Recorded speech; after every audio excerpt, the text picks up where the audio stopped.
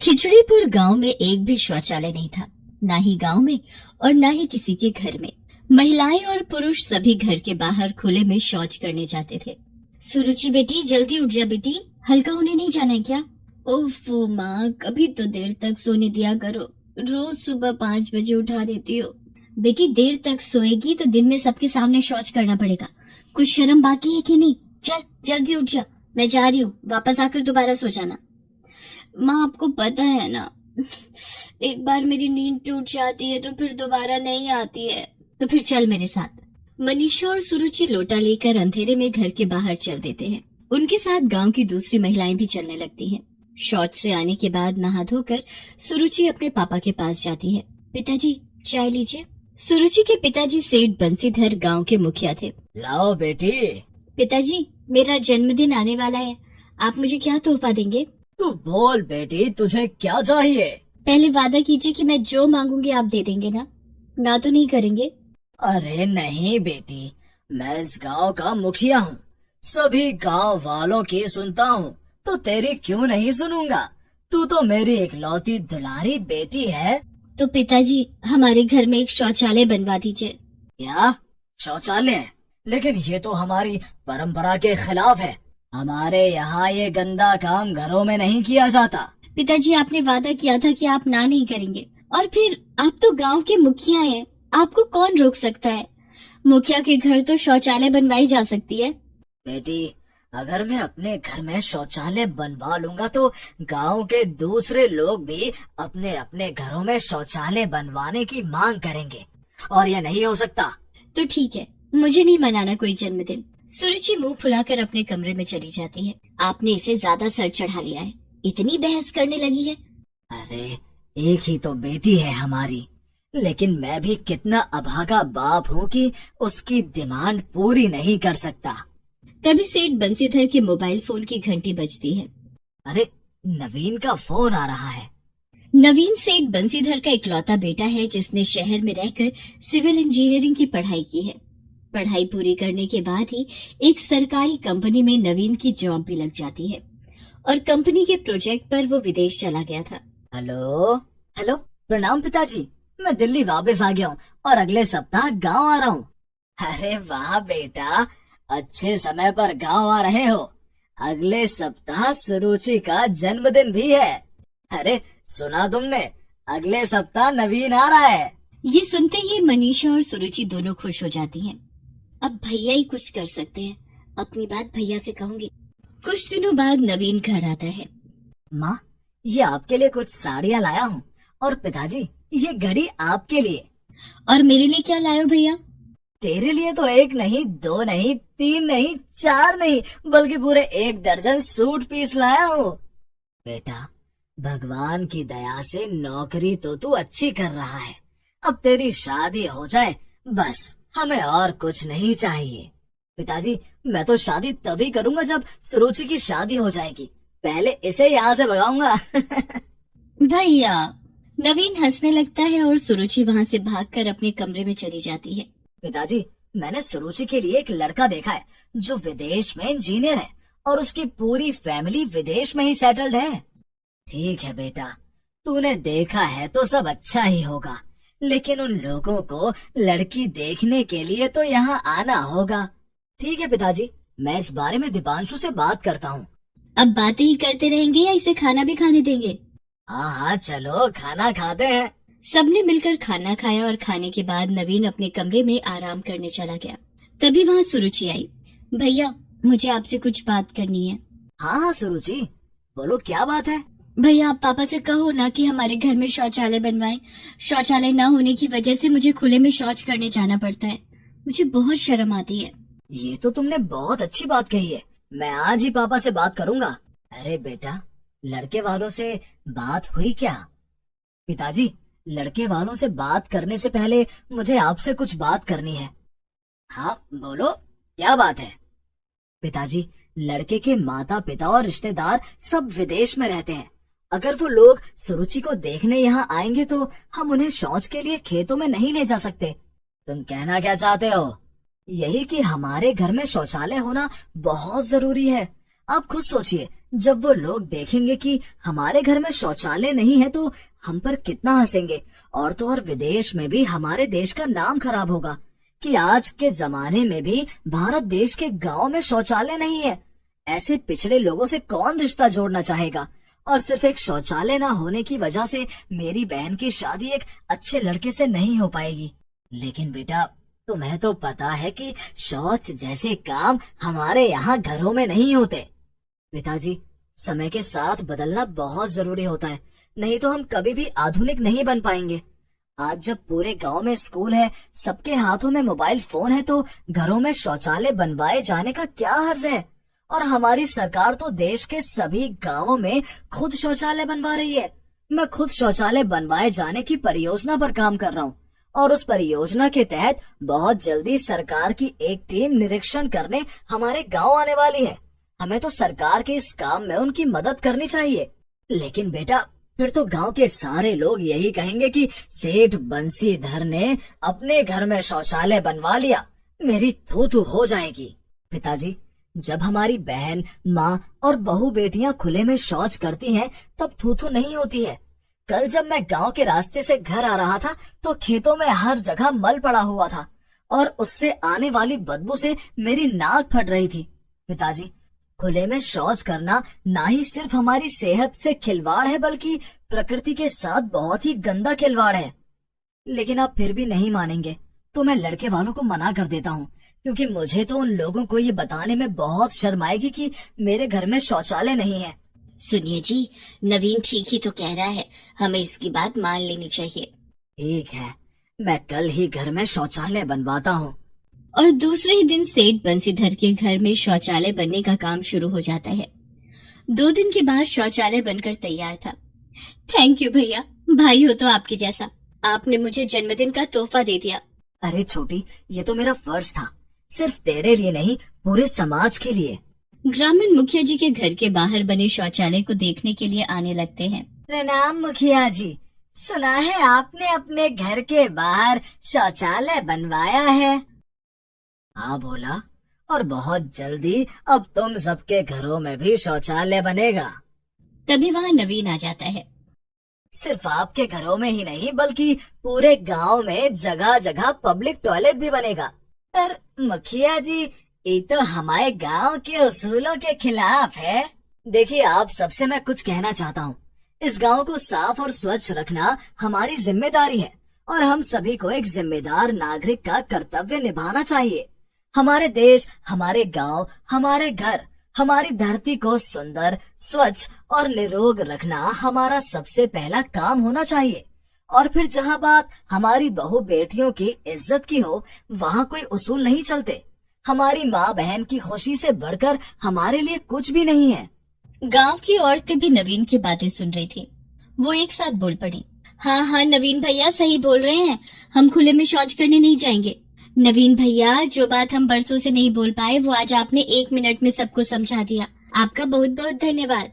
कुछ दिन बाद नवीन वापस शहर अपने काम पर चला जाता है और वहाँ से गांव में शौचालय बनाए जाने की परियोजना की शुरुआत करने के लिए अपने दफ्तर की एक टीम लेकर गांव आता है और गांव में जोर शोर से शौचालय बनने का काम शुरू हो जाता है। पिताजी, मैंने लड़के वालों से बात कर ली है, वो लोग अगले हफ्ते सुरुचि को देखने आ रहे हैं। थोड़े दिनों के बाद पूरे गांव में शौचालय बनकर तैयार था और धूमधाम से सुरुचि की शादी भी हो गई। अब गांव के किसी भी व्यक्ति को शौच करने के लिए खुले में नहीं जाना पड़ता था। सुभद्रा ने अपने इकलौते बेटे वरुण की शादी एक कम पढ़ी लिखी लड़की ज्योत्सना से की थी, ताकि उसकी बहू कभी नौकरी न करे और अच्छी तरह घर संभाले। सब कुछ सुभद्रा की सोच के मुताबिक चल रहा था कि अचानक उसके बेटे वरुण की मौत हो गई। अब सुभद्रा अपनी विधवा बहू ज्योत्सना के भविष्य को लेकर चिंतित हो जाती है। ये जानने के लिए देखते हैं विधवा बहू की डोली। सुभद्रा देवी अपने बेटे वरुण की शादी की तैयारियां कर रही थी। आज वरुण की शादी ज्योत्सना के साथ होने वाली थी। ज्योत्सना 10वीं पास थी, लेकिन घर के कामकाज में निपुण थी। धूमधाम से वरुण की शादी ज्योत्सना के साथ हो जाती है। ससुराल आते ही उसने घर और परिवार की पूरी जिम्मेदारी उठा ली। माँ बाबूजी, आप दोनों के लिए अदरक वाली चाय लाई हूँ। लाओ बहू, अदरक वाली चाय तो मुझे बहुत पसंद है। तुमने आते ही हम लोगों की पसंद और नापसंद का ख्याल रखना शुरू कर दिया। जी, इन्होंने मुझे सब बता दिया है कि आपको और माँ जी को क्या पसंद है और क्या नहीं। आप लोग चाय पीजिए, मैं नाश्ते की तैयारी करती हूँ। ठीक हूँ बहू। ज्योत्सना वहाँ से चली जाती है। उसके जाने के बाद वरुण की माँ, क्यों ना हम भी अपने घर में काम वाली रख लें। ज्योत्सना की मदद कर दिया करेगी। ज्योत्सना की अभी नई नई शादी हुई है, उसकी उम्र भी बहुत कम है। अभी उसके सिर पर जिम्मेदारियों का बोझ डालना ठीक नहीं है। उसकी कोई जरूरत नहीं है। हमारे घर में ज्यादा काम भी नहीं है। अभी से काम करने की आदत डालेगी तभी तो आगे चलकर सब कुछ संभाल पाएगी। जैसी तुम्हारी मर्जी। ज्योत्सना घर के सारे काम करती। सुबह उठकर सास और ससुर को उनकी दवाइयाँ, चाय देने से लेकर नाश्ता, खाना बनाना, कपड़े धोना, सारे काम वो अकेली ही किया करती। वरुण भी हर छोटे मोटे काम के लिए ज्योत्सना को ही पुकारा करता। ज्योत्सना, कहाँ हो तुम? मेरी पीली वाली शर्ट प्रेस नहीं है यार, मुझे आज वही पहनकर ऑफिस जाना है। आपके लिए लंच पैक कर रही हूँ, 2 मिनट में आई। ज्योत्सना भागकर झटपट वरुण की शर्ट पर प्रेस करने लगी। धीरे धीरे समय गुजर रहा था। सब ठीक ठाक चल रहा था कि एक दिन माँ, बाबूजी, कल मुझे ऑफिस के काम से चंडीगढ़ जाना है। 6 महीने वहीं रहकर काम करना है। 6 महीने। दरअसल पापा, चंडीगढ़ में हमारे ऑफिस की नई ब्रांच खुली है और मुझे उसका मैनेजर बनाया गया है। तो ज्योत्सना को भी अपने साथ लेता जा। पापा, अभी तो वहाँ जाकर मुझे खुद के रहने का इंतजाम करना होगा। मैं कुछ दिनों के बाद ज्योत्सना को वहाँ बुला लूंगा। माँ और पिता से बात करके वरुण अपने कमरे में चला गया। ज्योत्सना को चंडीगढ़ जाने की क्या जरूरत है? वो चली गई तो घर कौन संभालेगा? और वहाँ हमारे वरुण को कौन संभालेगा? सुभद्रा, ज्योत्सना अभी बच्ची है। अभी उसका समय वरुण के साथ हंसने खेलने में गुजरना चाहिए। गृहस्थी का बोझ उठाने के लिए तो सारी जिंदगी पड़ी है। इधर दूसरे दिन वरुण चंडीगढ़ जाने के लिए घर से निकल गया। सबने खुशी खुशी, लेकिन ज्योत्सना ने नम आंखों से वरुण को विदा किया। मेरा दिल बहुत घबरा रहा है, न जाने क्यों आपको कहीं जाने देने का मन नहीं करता। चिंता मत करो ज्योत्सना, वहाँ पहुँचते ही मैं किराए पर एक कमरा ले लूंगा, फिर तुम्हें बुला लूंगा। वरुण चंडीगढ़ जाने के लिए घर से निकल गया और बस में जाकर बैठ गया। रास्ते में बस में बहुत भयानक एक्सीडेंट हुआ। बस पलट गई और बस में सवार सभी यात्रियों की दर्दनाक मौत हो गई। ये खबर जब वरुण के घर तक पहुंची तो सब शॉक्ड रह गए। वरुण के माता पिता के लिए अपने जवान बेटे को खोना किसी भयंकर पीड़ा से कम नहीं था, लेकिन ज्योत्सना का दुख तो बयां कर पाना भी मुश्किल है। ज्योत्सना अंदर से टूट गई। वो अपने आप को संभाल नहीं पा रही थी। वो बहुत उदास रहने लगी और हर समय वरुण की यादों में खोई रहती। एक दिन वरुण की माँ, मुझसे ज्योत्सना की हालत देखी नहीं जाती। वो वरुण को खोने के दुख से उबर नहीं पा रही है। वरुण हमारा इकलौता बेटा था, उसे खोने का दुख हमें भी कम नहीं है। सुभद्रा, हमारी उम्र अब हो चली है, लेकिन ज्योत्सना अभी बहुत छोटी है। उसकी उम्र ही क्या है, उसे अपनी जिंदगी जीने और हंसने खेलने का पूरा अधिकार है। आप क्या चाहते हैं? मैं चाहता हूँ कि हम ज्योत्सना की दूसरी शादी कर दें, लेकिन उससे पहले मैं उसे पढ़ाना चाहता हूँ। ठीक है, एक बार ज्योत्सना से भी इस बारे में बात कर लीजिए। मैं उसे बुला कर लाती हूँ। सुभद्रा देवी ज्योत्सना को बुलाने के लिए उसके कमरे में जाती हैं। वहाँ उन्होंने देखा कि ज्योत्सना बेहोश होकर जमीन पर गिरी हुई है। सुभद्रा देवी दौड़कर अपने पति पंकज के पास गईं और ज्योत्सना के बारे में बताया। दोनों ने फोन करके डॉक्टर को बुलाया। डॉक्टर ने जब ज्योत्सना का चेकअप किया, आपकी बहू माँ बनने वाली है। आप लोगों को इनका बहुत ख्याल रखना होगा। चिंता के कारण बच्चे की सेहत पर बुरा असर पड़ सकता है और बच्चा दिमागी रूप से कमजोर हो सकता है। डॉक्टर की बात सुनकर पंकज और सुभद्रा ने फैसला लिया कि वो ज्योत्सना को आगे पढ़ाएंगे ताकि ज्योत्सना का मन कहीं लगा रहे और वो खुश रह सके। पंकज ने ज्योत्सना का एडमिशन 12वीं कक्षा में करवा दिया। ज्योत्सना अब 12वीं की पढ़ाई करने लगी। सुभद्रा देवी उसके खाने पीने का बहुत ख्याल रखती। धीरे धीरे समय बीतता गया और 9 महीने बाद ज्योत्सना ने एक सुंदर सी बेटी को जन्म दिया। इसके साथ ही वो अपनी पढ़ाई भी करती रही। सुभद्रा देवी और पंकज अपनी पोती अनन्या को पाकर बहुत खुश थे। वे दोनों ज्योत्सना के साथ साथ अनन्या का बहुत ख्याल रखते। ज्योत्सना को लेकर सुभद्रा देवी के मन में भी बहुत बदलाव आ गया था।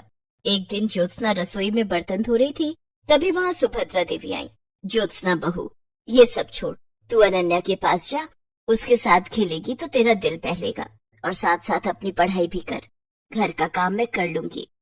ज्योत्सना नन्ही और प्यारी बेटी अनन्या को पाकर अब खुश रहने लगी थी। वो अनन्या के साथ ढेर सारा समय गुजारती और बाकी समय में अपनी पढ़ाई करती। धीरे धीरे अनन्या बड़ी हो रही थी और ज्योत्सना भी अब कॉलेज में पहुंच गई थी। एक दिन ज्योत्सना बहू, मैं चाहता हूँ कि तू बीएड की पढ़ाई कर ले। मैं कल ही तेरा एडमिशन करवा दूंगा। ठीक है बाबूजी। पंकज ने ज्योत्सना का एडमिशन बीएड में करवा दिया। अब ज्योत्सना रोज कॉलेज जाने लगी। अनन्या भी 2 साल की हो गई थी। एक दिन, मम्मा मुझे भी आपके साथ कॉलेज जाना है। अनन्या बेटी, मुझे कॉलेज में पढ़ाई करनी है, तुम घर में दादाजी दादी जी के साथ खेलो। नहीं, मुझे आपके साथ कॉलेज जाना है। इसे अपने साथ ले जा ज्योत्सना, ये सारा दिन तुझे याद करती है और तेरे पास आने की जिद करती है। तेरे साथ कॉलेज जाएगी तो इसका दिल बहल जाएगा। उस दिन ज्योत्सना अनन्या को अपने साथ कॉलेज ले गई। ज्योत्सना की क्लास में सब अनन्या को बहुत प्यार करने लगे। कोई उसे चॉकलेट देता तो कोई उसके साथ खेलता। तभी ज्योत्सना ने देखा कि राजन अनन्या को अपनी गोद में लेकर उसके साथ बातें कर रहा था। राजन ज्योत्सना की क्लास में पढ़ता था। क्या बात है राजन, अनन्या परेशान तो नहीं कर रही है ना? अरे नहीं, बहुत प्यारी बच्ची है। इससे बातें करके मुझे अपना बचपन याद आ गया। तुम इसे रोज अपने साथ लेकर कॉलेज आया करो। अब ज्योत्सना रोज अनन्या को अपने साथ कॉलेज लाने लगी। धीरे धीरे राजन ने अनन्या के साथ गहरी दोस्ती कर ली। अनन्या के कारण राजन और ज्योत्सना में भी गहरी दोस्ती हो गई। दोनों एक दूसरे के करीब आने लगे। एक दिन की बात है, ज्योत्सना और अनन्या दोनों कॉलेज में थे कि तभी बहुत तेज बारिश होने लगी। ओह, अब मैं घर कैसे जाऊंगी? ज्योत्सना के चेहरे पर चिंता की लकीरें देखकर राजन उसके पास आया और बोला, क्या बात है ज्योत्सना, परेशान क्यों? देखो न राजन, बाहर कितनी तेज बारिश हो रही है। मैं अनन्या को लेकर घर कैसे जाऊंगी? बाहर बस स्टॉप पर भी पानी भर गया होगा। तुम फिक्र मत करो, मैं अभी ऑटो बुला कर लाता हूँ। राजन कॉलेज से बाहर गया। बाहर बहुत तेज बारिश हो रही थी और सड़क पर पानी भरा हुआ था। लेकिन राजन अपनी परवाह न करते हुए बड़ी मुश्किलों से एक ऑटो वाले को बुला कर लाया। चलो ज्योत्सना, अनन्या को लेकर इस ऑटो पर बैठ जाओ, मैं तुम दोनों को घर तक छोड़ देता हूँ। ज्योत्सना, अनन्या और राजन तीनों ऑटो पर बैठ जाते हैं और उस दिन राजन ने दोनों को घर तक छोड़ा। राजन, मेरे घर नहीं आओगे? मैं तुम्हें अपनी माँ जी और बाबूजी से मिलवाऊंगी। हाँ, क्यों नहीं। राजन ज्योत्सना के घर आया। ज्योत्सना ने उसे पंकज और सुभद्रा से मिलवाया और बताया कि कैसे राजन ने तेज बारिश में भी भीगते हुए उसे और अनन्या को सुरक्षित घर तक पहुंचाया। ये तो तुमने बहुत अच्छा किया बेटा, वरना ये दोनों कॉलेज में न जाने कितनी देर बारिश रुकने का इंतजार करती रहती। राजन बेटे, तुम आते रहना और कॉलेज में ज्योत्सना का ख्याल रखना। उस दिन के बाद से राजन अक्सर ज्योत्सना के घर आने लगा और अनन्या के साथ ढेर सारी बातें करता।